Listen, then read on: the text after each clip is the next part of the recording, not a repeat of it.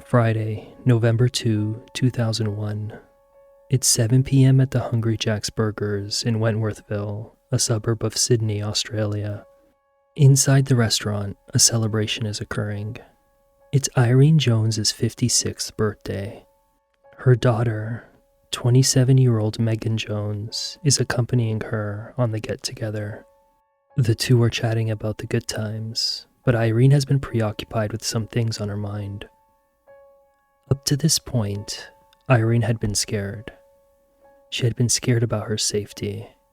At 7:18 p.m., the check is paid. They leave the restaurant and go home, a property on Huntingdale Avenue. Irene tells her mother that she's going to the petrol station to fill up the near-empty car. Several minutes later, Megan arrives home and heads for the shower. She puts on some clothes and does her skincare routine. But when she opens the door to exit the bathroom, an intruder is standing in front of it. Megan manages to escape to a neighbor's house where she makes a 000 call.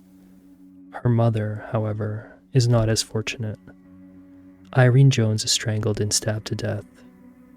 She is declared dead at 9:30 p.m., just 2 hours after she and Megan left the restaurant. Megan described the intruder as a white male with blonde hair. After many interviews and witness statements, the police would make no arrests. The killer was at large for 18 years. That's until 2019, when an arrest would be made. A conviction would follow 3 years later. The following is the story of the 18-year journey to nab Irene Jones' killer.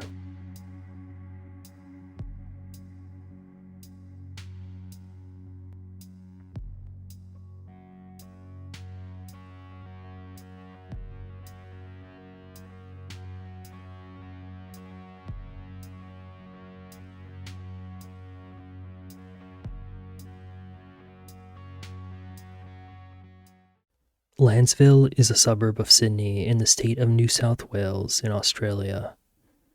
It's a small city with a population of around 2,500 people that sits roughly 32 kilometers or 20 miles east of Sydney. It's here where this story takes us. It's a mild 17-degree evening on Friday, November 2, 2001. It's Irene Jones' 56th birthday. Irene and her daughter, 27-year-old Megan Jones, are enjoying each other's company, laughing as they remember some of their fondest memories together at a restaurant called Hungry Jack's Burgers in Wentworthville. Irene might be faking it, but she's been uneasy. She's been feeling scared, upset even. The night allows her to momentarily escape those thoughts, if just briefly. After they've allowed their food to digest a little, Irene asks for the bill, which is paid at 7:18 p.m. The two drive home together, carrying on their conversation. The two pull up to their driveway at 27 Huntingdale Avenue at around 8 p.m. Megan notices that the gas tank is nearing empty, so she tells Irene that she will be headed to the gas station to get some petrol and will be back soon. Megan arrives at the Ampol service station in Lansvale and purchases the petrol at 8:16 p.m. before returning home. Megan had been cramping because she was on her period, so she decides to take a hot shower. She took relatively long showers when she was working through the pain, and so it wasn't uncommon for her to be in there for 30 minutes. After stepping out of the shower and toweling off, she put on her pajama pants, which had teddy bear patterns, and a yellow t-shirt in the bathroom. That process itself took up to 10 minutes. Then she put on some cleanser and moisturizer on her face. After she was done, she opened the door. It was there that her world would be flipped upside down. A man she didn't know was standing right in front of the door. Megan described the intruder as a blonde man wearing a beige or light-colored long-sleeve shirt with a skinny collar, a head covering, and white gloves. Quote, "I didn't know what to do. I was shocked. and I couldn't breathe. I was frightened, and I just thought, run. And I turned. I get all the way around, and then something came over my neck, and I was pulled back. I couldn't breathe. The bathroom she was in had a door that exited the property. She said she tried to exit through there, but was pulled back violently by a cord around her neck, which was described as possibly a computer or radio cord. Quote, "Then I went back because I wanted to breathe, and he pulled me tight, and I had my arms around because I couldn't breathe, and then I was back, and then he threw me on the bed, pushed me, and he shoved my head in the mattress. He leaned on me, and he let go of my neck. I screamed, but he shoved me down, and I struggled. I tried to get up, and I sat to get up. I arched my back because he was leaning. I'd gone forward, and he pulled me back by the shirt, and he ripped it. And I went to turn to look at him, and he smacked me in the face, both my cheeks on the side. Pound, pound. And he kicked me, and I was sore, and my face went numb. And he got me by the throat again, and I screamed. Then he pulled my pants down, and he put his hand down there. Then I screamed. Then he got me by my throat, and I couldn't breathe. And then I screamed so loud with everything I had, and then he left. And I was there. I couldn't breathe, and even my legs were shaking. And I felt sick. And I didn't know what to do. I just ran. Megan managed to escape. She ran out of the house and went to the neighbors, screaming that there was a man inside her house and that she needed to go back to get her mom. But the neighbors wouldn't let her go back into the danger. Irene was in the kitchen when the attack happened. She was found face down. She had been strangled with a ligature, which would have likely rendered her unconscious. She was then stabbed in the left side of her neck, with a cut into her neck just in front of the vertebra, but the cuts weren't severe enough to cut any major blood vessel. The perpetrator is said to have grabbed what could have been two cords that were smooth and thin, wrapped it around Irene's neck, and began tightening them.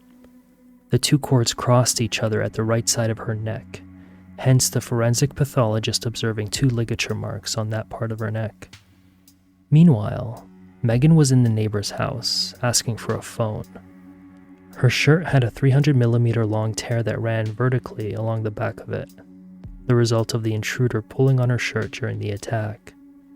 She was complaining about back pain and a sore throat from the strangulation attempt.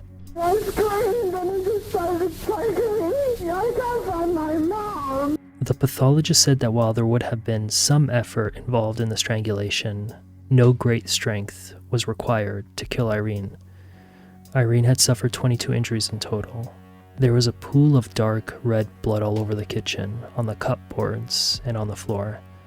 The pathologist ruled the approximate time of death at 9:30 p.m. with a margin of error of plus or minus 3 hours. The place had been ransacked, with items found strewn all over the home. Valuable items, however, including a handbag, were still observable in plain sight, and there was no evidence that anything had been stolen.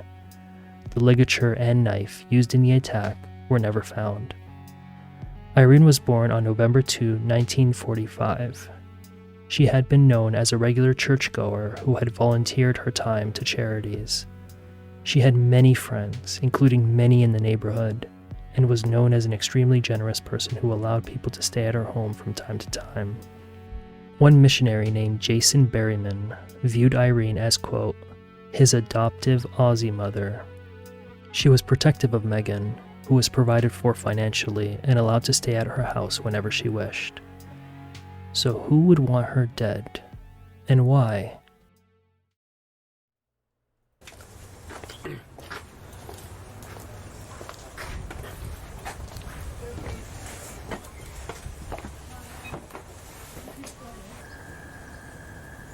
You're doing really well. For Mom. Do it. That's right, you're doing it for Mum. For Mom. Yeah, you're doing great. Okay? Did you drive straight into the garage here while you're in the shower?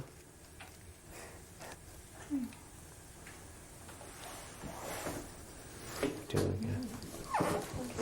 You alright, Irene? Okay. You okay? Just that floor's a bit wet there. Just watch the floor, Megan. It's a bit wet there. Just go slowly, walk through, and tell me what happened. Don't worry about going back in. I got here.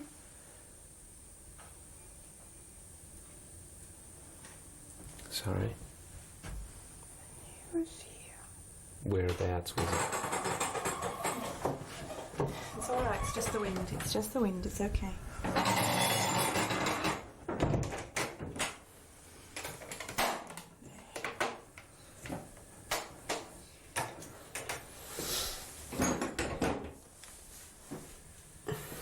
That's just the wind. Okay? There's no one here except us. I just remember him standing on my mattress with his hands like this, half hidden, Okay. and that's the only image I keep seeing. Following Irene's murder, Megan stayed with Irene's cousin, Joyce Sheldrick, and her husband, Keith Sheldrick, at their home. The Sheldricks reported that Megan had, at one point, overdosed on pills and had to be taken to the hospital by ambulance. She had been distraught by the ordeal. She would cry when reminded of her mother. Investigators spoke with Megan about the night and whether she had any suspicions as to who would have done this. She relayed that on Halloween night a couple of days ago, she said she was involved in a road rage incident with another male driver. But when investigators caught up with the man, they ruled him out. Investigators would interview Irene's friends, acquaintances, neighbors, and anyone else who was close. But no arrest would be made. On November 5 and 6, 2007, 6 years after Irene's murder, a coronial inquest was held at Westmead Coroner's Court. This is where hearings are held to amalgamate evidence about an event and to provide recommendations, including on whether the evidence was sufficient to push it forward to the Director of Public Prosecutions for trial. Megan was present at the inquest but didn't provide evidence. Among the pieces of evidence presented was witness testimony, obtained 3 days after the murder, from Diane McLeod, a friend and neighbor of Irene. On the ambulance ride with Irene, Diane said Megan told her about the blonde attacker. But in that account, she said Megan told her that she saw her mom in the house. In previous accounts to detectives, she said she didn't see her mom. Diane had said that Irene had been concerned about Megan. That concern stemmed from her relationship to the Camello family. Megan met Paula Camello at the Mormon church she frequented around 1999. The two hit it off. It was there that Paula introduced Megan to her husband Carlos. The Camellos and Megan took to talking more often, and at some point, Carlos told Megan about his brother Caesar in Colombia. What did occur is Megan traveling to Colombia to meet him. It was March 2001, 9 months before Irene's murder. When Megan met Caesar, she would say the two hit it off. They were in love. In fact, they would marry right there. Irene had no idea until after she returned that this had happened and did not approve of the relationship. When Irene discovered photographs of the wedding, Megan lied and said it was a mock wedding. At some point, Megan, who was born around 1974, became Isabella Caroline Camello Gomez, the Caroline being Irene's middle name. After that, Isabella would see the Camellos as her own family. She specifically saw Carlos as a good friend and, more importantly, as her brother-in-law. Isabella would say she had a normal relationship with her mother and that her mother got along with Carlos, but admitted she got a bit sick of him as time went on. 6 months before Irene's death, Carlos moved into the Jones home after he and Paula separated. Caesar was stuck in Colombia because of visa issues. Up to this point, the police had fielded some concerning information. A witness had reported that Irene had told them that she saw an intruder break into a neighboring home. Isabella told police that she awoke on March 19, 2003 to 3 men pushing her car along a road. She said she yelled at them and awoke her husband Caesar to confront them. They still had the intruder that Isabella claimed attacked her on the night of the murder, and the man from the road rage incident who they cleared. Carlos and 2 of his friends were interviewed the day after the murder. Sean Hardy said he was working on the day of the murder and returned home in Cecil Hills close to 5 p.m. He then fell asleep and woke up at 8:30 p.m. when his friends Nicholas Sukoff and Carlos came home.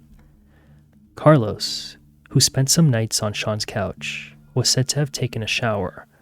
Sean then went to sleep again and awoke at 1 a.m. to see Nicholas and Carlos sitting on the couch. Detectives came that night around 3 a.m. to interview Sean, who said he didn't know Carlos had friends in Lansvale, nor did he know Irene or Isabella. In 2019, Sean gave a statement saying he recalled seeing Carlos with Isabella a few days after the murder. Sean said that 10 days after his initial interview in 2001, Carlos allegedly made a comment about how Irene's throat had been cut and that he promised to give Nicholas $10,000. When Nicholas was interviewed, he told detectives he didn't know Irene or Isabella. He also said that Carlos left the residence at Cecil Hills at about 8 p.m. on the night of the murder to return a white Toyota utility car to his boss's place in Parramatta. He said Carlos returned home between 11 and 11:30 p.m.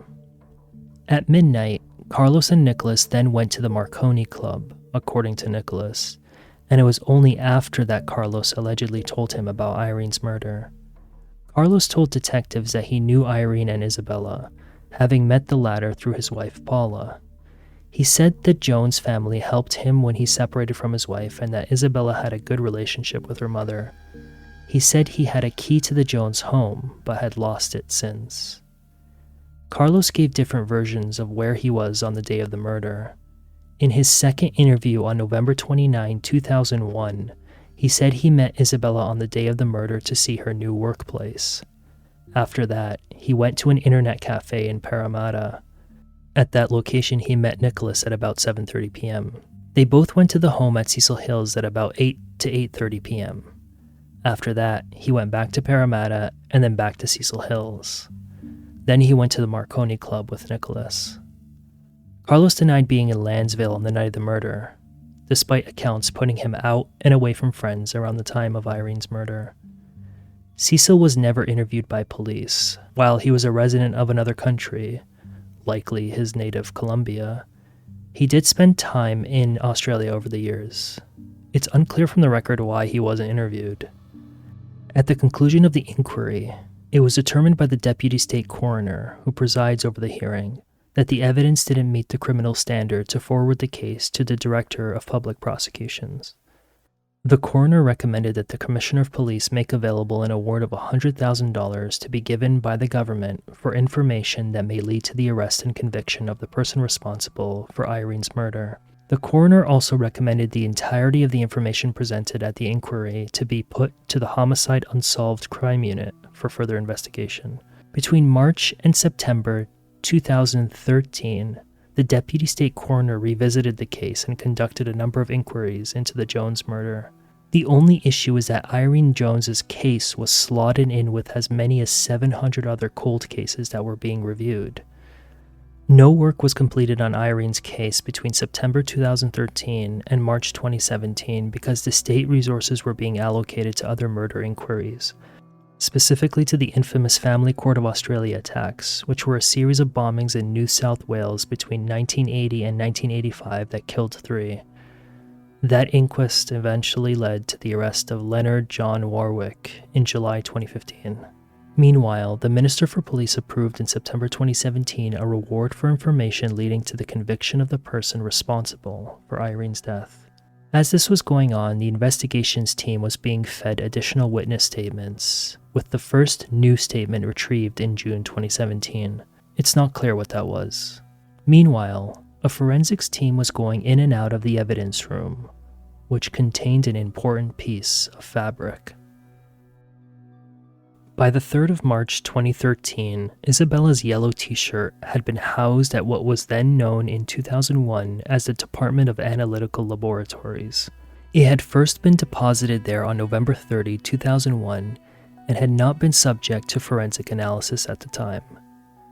The only thing I can think of as to why it wasn't examined is that the technology was not up to par and any shoddy forensic analysis work could compromise it.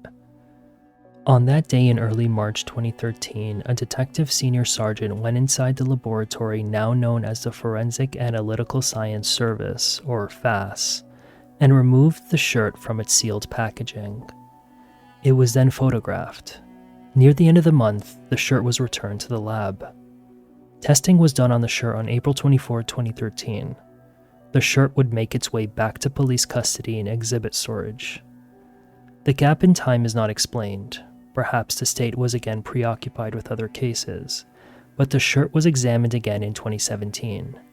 It had moved back and forth between examination and storage all the way up to November 2018. Crime scene examiner Sarah Southall examined the shirt in July 2017 using visual and microscopic examinations of the shirt, as well as small fabric pieces cut out of the shirt, known as DNA swatches. She took note of the very small reddish-brown stains, assumed to be blood, at various locations on the front and back of the shirt. There was 1 to 4 on the front and 5 or 6 on the back. The base of the shirt included hairs. After taking all facts under consideration, including crime scene information, Sarah concluded the following, quote, "The size of the stains in this examination indicates that the target, being yellow t-shirt, was in the vicinity of the bloodshed incident and the stains had been dispersed onto the target as splatter and were not the result of transfer event." In other words, in the opinion of the examiner, the person wearing the shirt received the blood spatter of the victim directly on her and did not have it transferred from any perpetrator to her. A further opinion found that the blood detected on the shirt was statistically 100 billion times more likely to be that of Irene than of another unrelated individual in the population. Then, further testing would reveal a link that would become central to the case: a sample of semen found on the shirt, which matched the chromosome profile of Carlos Camello. Deep retrograde amnesia, a doctor would tell Carlos Camello. It was 2013 and Carlos had awoken from unconsciousness after getting into a motorbike accident in an undisclosed location. The doctor asked some questions and told Carlos he had suffered a traumatic brain injury that made him unable to recall events prior to the crash. In other words, Carlos would never provide a statement or testify in the Irene Jones case again. At this point, investigators were stumped. As the years dragged on, witnesses were slipping away from them. If they weren't suffering from debilitating brain injuries, they were dying. A number of the earliest witnesses had passed on. For example, not a single witness statement was ever taken from Maureen Young, who worked with Isabella for 3 years prior to Irene's death. Maureen died in 2016. Some financial records that may have been able to close loops, such as relationship ties, were not available because Western Union did not keep records for longer than 5 years. The state was stuck with witness statements, accounts years removed from the event and clouded by foggy memories, hearsay, and somewhat promising forensic information. But it also had surveillance. Diane McLeod, Irene's friend and neighbor, told detectives that Irene once told her that Carlos's wife Paula threatened to burn her house down. Irene also told her that she suspected Paula was jealous of Isabella. Paula was suspected of being jealous because it was suspected that Isabella and Carlos were having sexual relations with each other. Investigators never excluded from suspicion the inner circle of people closest to Irene. The 2007 inquiry still had Isabella and Carlos as persons of interest. In fact, suspicions had been swirling around Isabella since day 3 of the investigation. At Irene's funeral on Friday, November 9, 2001, Isabella was observed weeping over her mother's coffin. Multiple different witnesses who were in her vicinity said they heard her say, quote, "I'm sorry, Mum. I didn't mean it to go this far." At least one witness reported the words to police. Then the wiretaps were installed. Phone communications between Isabella and Carlos were intercepted between November 9, 2001 and February 2, 2002. From February 5, 2002 to February 25, 2002, a listening device was active in Isabella's home. There was further interception of Isabella's telephone together with that of Carlos from October 2007 to April 2008, and of Isabella's telephone from September 2018 to June 2019. In the February 2002 surveillance recordings, investigators heard the sounds of sexual activity when Isabella and Carlos were together in the residence. The nature of the suspected relationship between Isabella and Carlos crystallized a key link that was required for prosecutors to bring a motive of the crime together. In November 2002, Isabella gave birth to her son, one of at least 2 kids she would eventually have. Isabella said the son was the product of a single isolated sexual encounter with Carlos after her mother's death, adding Carlos was only a friend and a brother-in-law before that. But that was a lie. In fact, a charade is what prosecutors called Isabella's marriage to Carlos's brother Caesar. The marriage was not a product of love between the two, but a byproduct of Isabella's infatuation and obsession with Carlos.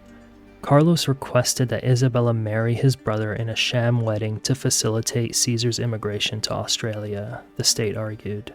Isabella was more than happy to oblige. After all, Carlos was plying Isabella with sex and attention.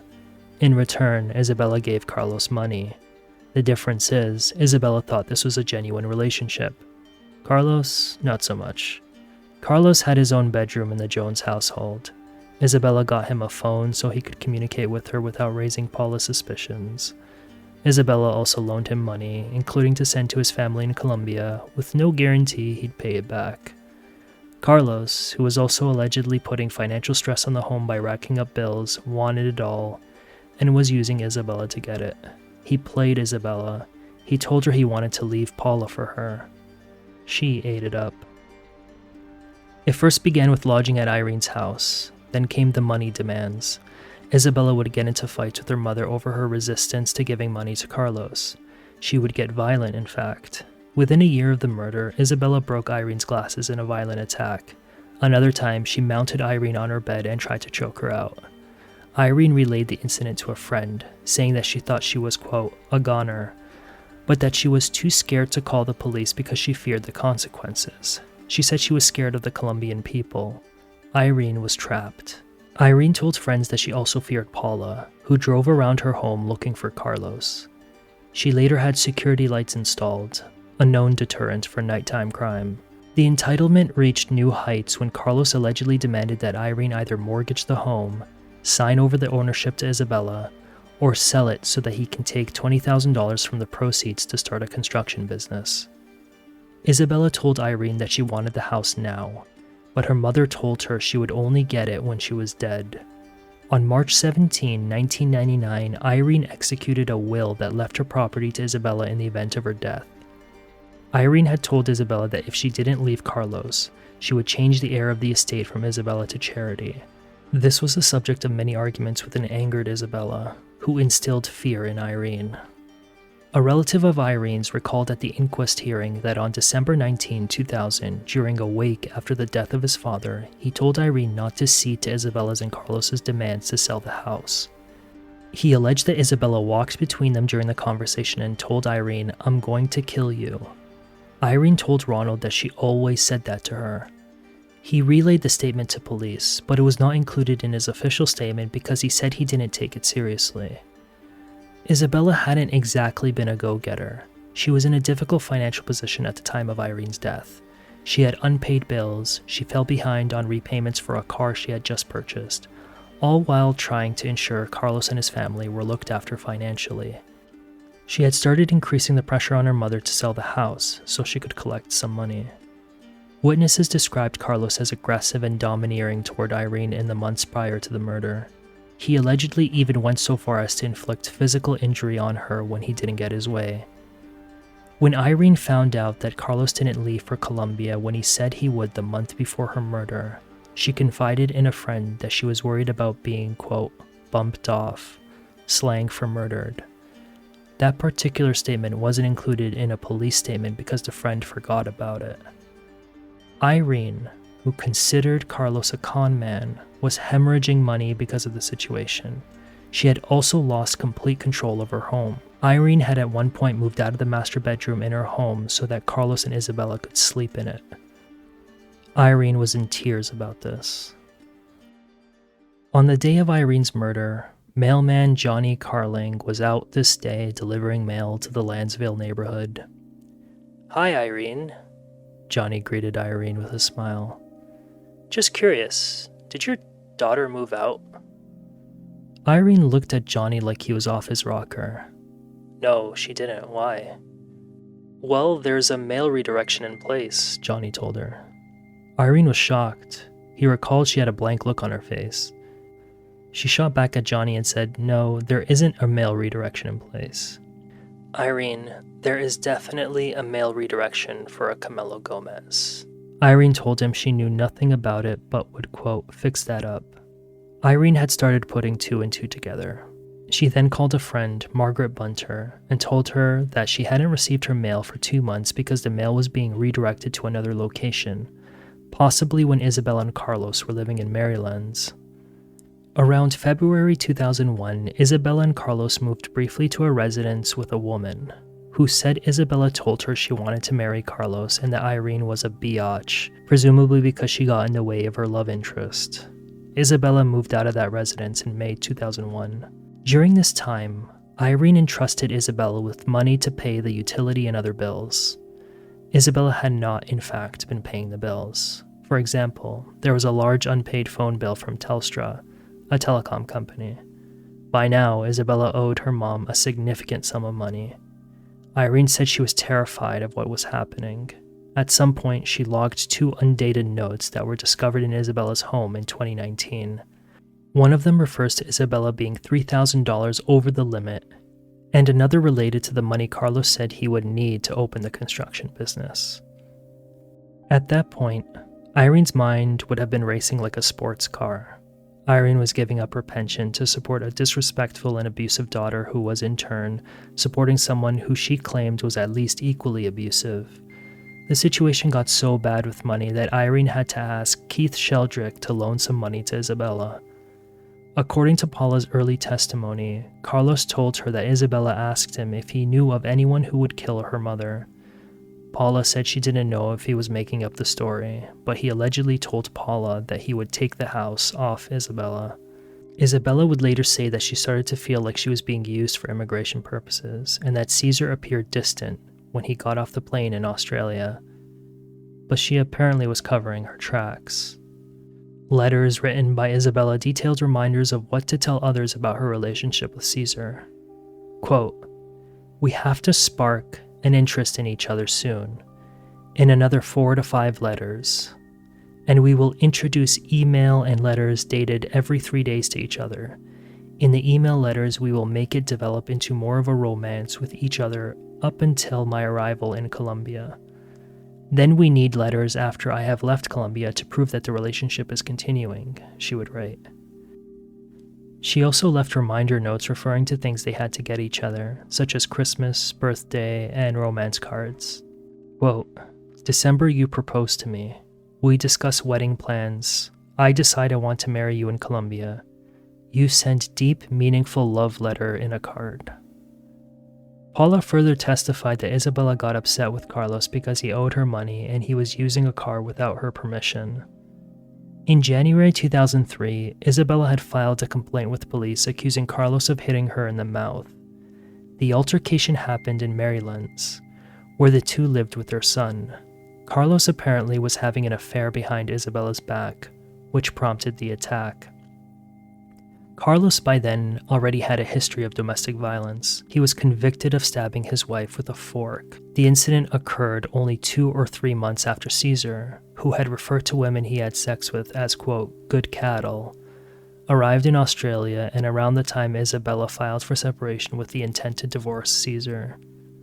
The application only strengthened the state's argument that it was just a sham marriage.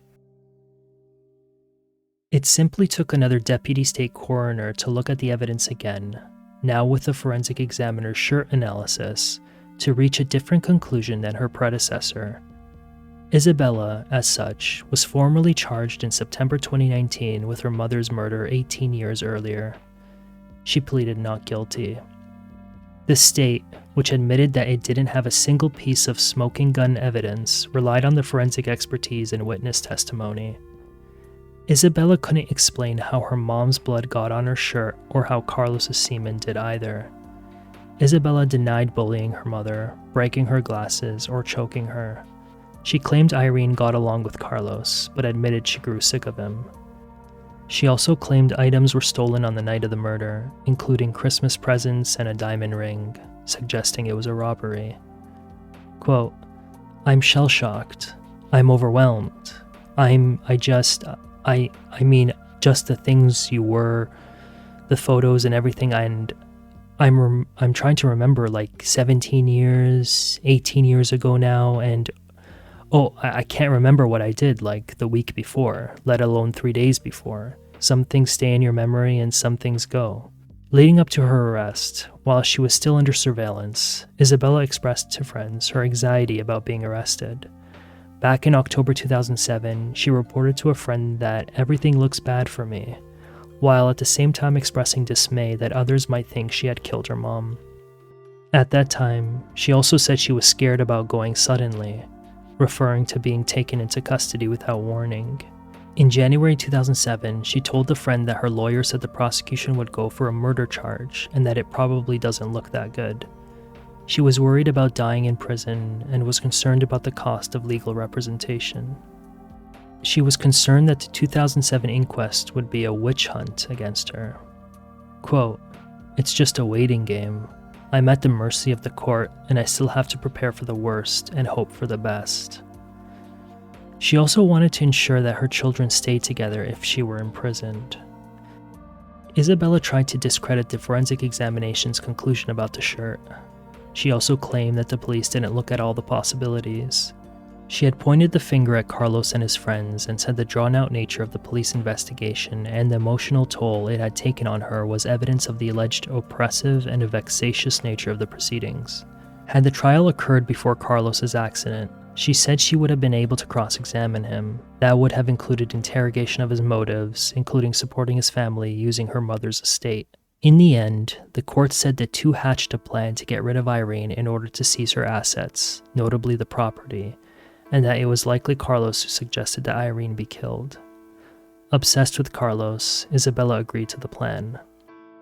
Quote, "It is likely that the plan began as no more than fanciful discussions initiated by Camillo, but at some point, and by no later than the evening of 2 November 2001, when Camillo traveled to the Lansvale area, the plan to kill Irene Jones solidified," the judge said, adding Carlos lied about his whereabouts that night. Isabella put the plan into motion when she thought her neighbors would not be home that evening. As for which of the two were involved in the actual act, the court landed on Carlos being the attacker and Isabella assisting, hence the blood spatter on her shirt. The court theorized that Carlos already had a proclivity to violence and had no long-term connection to Irene, thus he would have been more comfortable doing the killing. The items used in the murder were then likely disposed by Carlos, never to be found. In November 2022, 21 years after Irene's murder, Isabella Caroline Camelo Gomez was sentenced to 20 years in prison, with parole eligibility after 14 years. The court heard she had good prospects of living a law-abiding life in the future.